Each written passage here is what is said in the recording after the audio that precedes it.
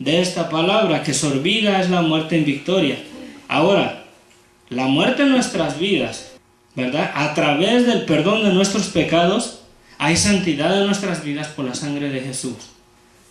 Porque Él nos perdonó. Él pagó por nuestros pecados. Él nos perdonó. El creyente, si se arrepiente, ese perdón es suyo. Y si recibe el perdón de todos sus pecados, por ejemplo, ¿qué pasa en tu vida si no hay ningún pecado en tu vida? ¿Qué es lo que hay ahora en tu vida si tus pecados son quitados? Porque Jesús es el Cordero de Dios que quita el pecado de tu vida. ¿Hay santidad en tu vida?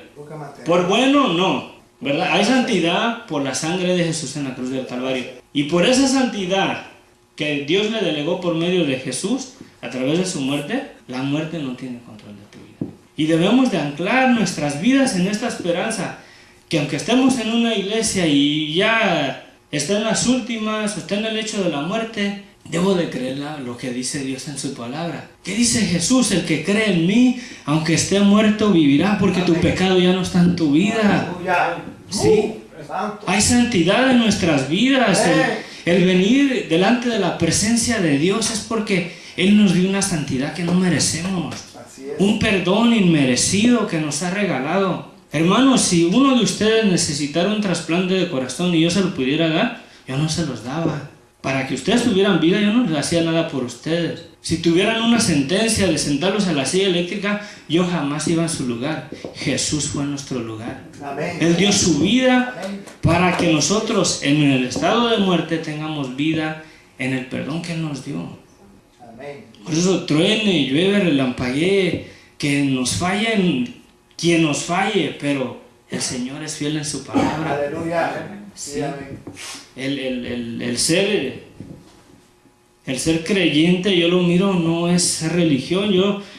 Ay, Dios mío, yo a veces me pongo a pensar cuando comienzo a compartir con alguien y comienzan a poner todas sus religiones de por medio. En mi casa, en mi propia familia, me saca vuelta cuando voy y quiero compartir con ellos esto.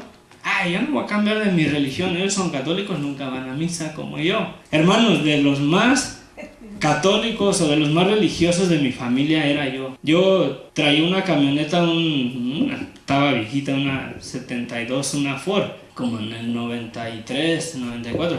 En todo el cofre, tenía un cofrezote así grandote, en todo el cofre le mandé a pintar una Virgen de San Juan de los Lagos, con sus angelitos y todo, $600. Me la llevé para México y me ponía hasta las changas y yo, no, ahí traigo a la jefa. O sea, de los más religiosos de mi familia era yo. Puedo mirar como 5 o 6 años, yo creo, atrás o más, ya ni me acuerdo cuánto tiene que el Señor me alcanzó. Yo andaba de trailero, traía mi rosario ahí y lo comenzaba a rezar, ya quería acabarlo. De veras, traía mi rosario en el camión y lo rezaba, andaba con mi librito. Quería brincarme unas para ir más rápido. Y yo lo miro, digo, de los más religiosos de mi familia era yo. Y voy y quiero compartir con ellos y me sacan vuelta. Ella la ha llevado y la otra vez le dijo a mi hermano, ella le preguntó, ¿y cómo ves a tu hermano? Y dice, muy santurrón. Pero yo he creído que el Señor me perdonó y que tengo esta esperanza. Y a mí a veces me quema en el corazón compartir. Y cuando voy así con alguna persona y quiero compartir, a veces siento que el rechazo, ¿verdad? Por la religión. Este mensaje, pues, yo creo el domingo voy a seguir porque hay mucho a través de la palabra. Muchas cosas que testifica aquí acerca de la resurrección. La resurrección de Jesucristo, por ejemplo, se basa en que no había pecado en su vida.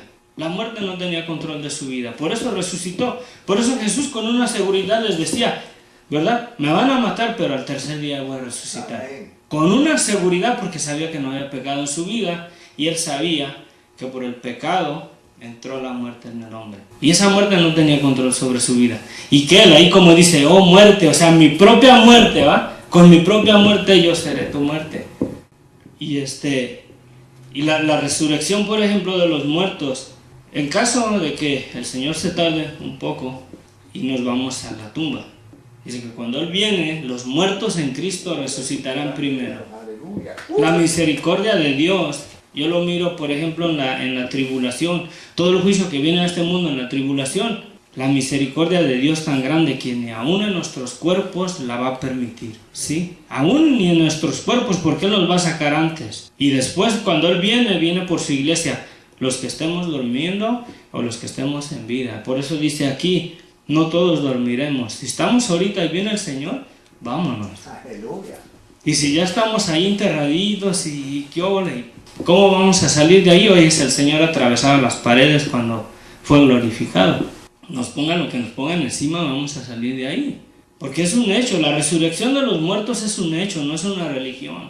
Lo que tenemos en Jesús no es una religión. Amén.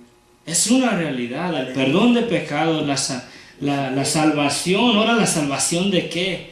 De la condenación que merecemos por nuestros pecados. Porque sí merecemos esa condenación. Aunque estemos en Cristo, la condenación era nuestro merecido y es.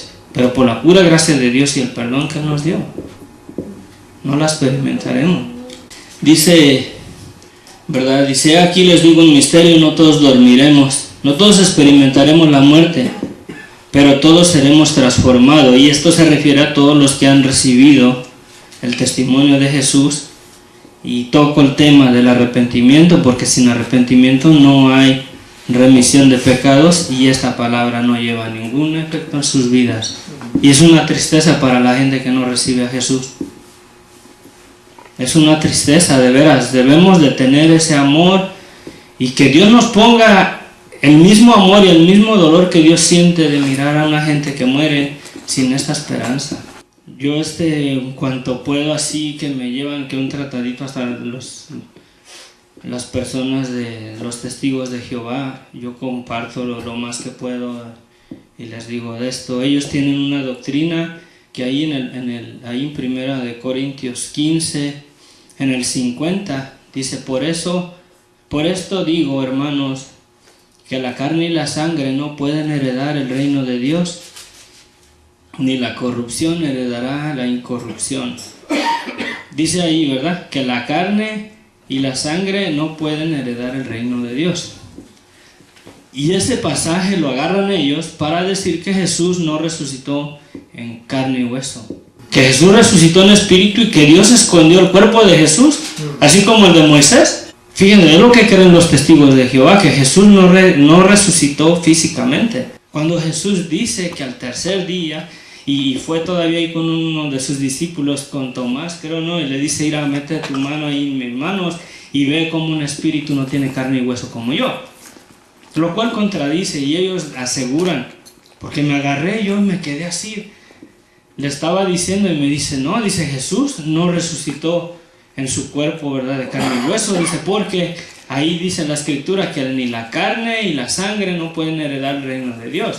Pero eso es todos los que estamos bajo el pecado. Mientras estamos sin redención no podemos entrar al reino de Dios. Y ahora, si esa palabra se aplica a Jesucristo, entonces en Jesús había pecado. Entonces Jesús es un mentiroso, porque Él también necesitaba de un redimido, alguien que lo redima del pecado. ¿Sí? Y es una tristeza, y me puse a hablar con la persona y le sacan a uno vuelta. No, si quiere me deja su teléfono y ya le echo a alguien que sepa más, que se lo agarre. Échamelo. Porque yo no confío en mi intelecto, sino en la eficacia, en la verdad de la palabra de Dios. Como dicen que es el arcángel Miguel también y todo eso. Y ahí en Juan 1:1 se contradicen ellos mismos, porque ellos dicen en el principio era el verbo era con Dios y el verbo era un Dios. Ok, está bien, hasta ahí vamos bien, se los dejo así. Y luego dice que todas las cosas por Él fueron hechas, y está hablando del verbo. Ok, todas las cosas por Él fueron hechas, bien. Y si le dan el atributo que ese verbo es Jesucristo, si se lo dan, y Jesucristo es el arcángel Miguel, entonces todas las cosas fueron hechas por el arcángel Miguel. Entonces Génesis, tíralo porque no sirve. Porque ahí dice en el principio, Dios creó los cielos y la tierra. Yo no sé de dónde, y yo miro el engaño de Satanás. Yo no miro nada contra estas personas, sino el engaño de Satanás y el velo que les pone en sus ojos, porque nos hace mirar nada más lo que miramos, lo normal. Esta vida, no, debemos de cambiar nuestra perspectiva de mirar las cosas. Nuestra vida no es esto. Hermanos, yo no sé, se les compone el negocio. se compran 2, 3 casas. Una para su hija, una para su hijo, y todo está bien, ya tienen 2, 3 negocios. Se mueren. ¿Qué se llevan? Pero esta palabra sí pueden llevarla así como dice el pastor. Hagan de cuenta un cheque, ¿verdad? O sea, van y lo pueden cambiar y van a recibir lo que dice ahí. Si cambiáramos la forma de mirar las cosas en nuestra vida, de mirar verdaderamente nuestra humanidad o nuestra naturaleza, todo lo contrario, que miremos lo sobrenatural en nuestra situación, en nuestra vida, y miremos lo espiritual como nuestra verdadera vida. Lo que miramos como sobrenatural, o sea, lo espiritual lo miramos como sobrenatural. No, aquella es nuestra verdadera naturaleza. ¿Sí? Nuestra vida, en realidad, nuestra vida no es el plan de Dios. Dios nunca, en el plan de la creación, nunca estuvo la muerte incluida cuando Dios nos formó. Por eso es que Dios tuvo que dar a su Hijo. Por amor a nosotros, y dice que todo lo hizo por amor a su nombre. Porque aquí Satanás miró y se salió con la suya, sí. ¿Cuántas personas no? Por ejemplo, Adán, ¿dónde está Adán? Quizás sea hasta el polvito que traemos ahí en el carro. Sí, o sea, es polvo ya, su cuerpo. ¿Dónde está Adán? ¿Dónde está nuestro abuelito? Ni regresan de los muertos, o sea, eso ya es todo. Y Satanás nos hace mirar que ya no hay nada después de la muerte y viene y nos dice, ¿y qué? ¿Y después qué? Si vienen los muertos, ¿qué hay después de la muerte? Y todo, ¿verdad? Y nos mete tanta duda en la cabeza.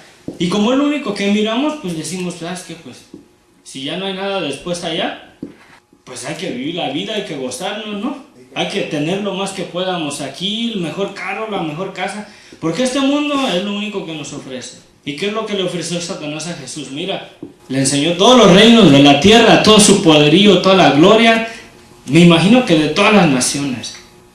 Toda la gloria de todas las naciones, así se las enseñó, todos los reinos, y le dijo, todo esto te doy si postrado me adorares. En México hace como 5 años para acá o un poquito más, yo estuve frecuentando, casi cada año he estado yendo, y comencé a mirar que la gente comenzó a idolatrizar más a la muerte. Yo no la llamo santa porque dice la escritura que por el pecado entró la muerte, ¿sí? Y si por el pecado entró la muerte, ¿qué de santa tiene? Y le llaman la santa muerte, la disfraza Satanás y le piden cosas materiales y se las da. Porque ¿quién está atrás de todo eso? Satanás. ¿Sí? Y le piden, de veras, yo he mirado, le piden dinero y les da dinero. Y miran que, ese santito sí es bueno, ese santo sí. Pero no miran en realidad a la destrucción a la que los lleva. Sí, porque Satanás cierra el entendimiento y cuando nos pone nuestra mirada en el dinero, en esto que tenemos aquí en este mundo, le damos la vuelta a nuestra verdadera ciudadanía, ¿sí? Porque pues aquí en el país como que entendemos más acerca de cuando es uno extranjero en otro país, que nuestra ciudadanía es México y aquí estamos a veces hasta de arrimados nada más. Por ejemplo, ¿cuál es nuestra verdadera ciudadanía? Cubanos, mexicanos, hay guatemaltecos, hay de todos lados, ¿verdad? Ciudadanos somos de allá, de donde veníamos. Entonces, la ciudadanía que realmente nosotros teníamos, la que Satanás nos robó, es la ciudadanía de ser hechos que éramos hijos de Dios. La santidad era el sello de oro, esa era nuestra green card, el pasaporte, ¿no? La green card, la ciudadanía, la santidad de nuestras vidas, la cual vino Satanás y nos la quitó por el pecado, porque él nos sujetó a desobediencia, pero todo es en base a la decisión del hombre. Por eso la salvación también es en base a la decisión del hombre. O le creemos a Dios y tomamos, ¿verdad?, el perdón de nuestros pecados por el principio del Evangelio que dice Jesús, que él mismo cuando comenzó a predicar el arrepentimiento, que les dijo, arrepiéntanse porque el reino de los cielos se ha acercado. ¿Por qué el arrepentimiento? Porque sin arrepentimiento no hay remisión de pecados. Y el arrepentirse es reconocer nuestro estado personal de mi vida, delante de los ojos de Dios, olvídate, yo no soy ni digno de estar aquí parado ahorita compartiendo.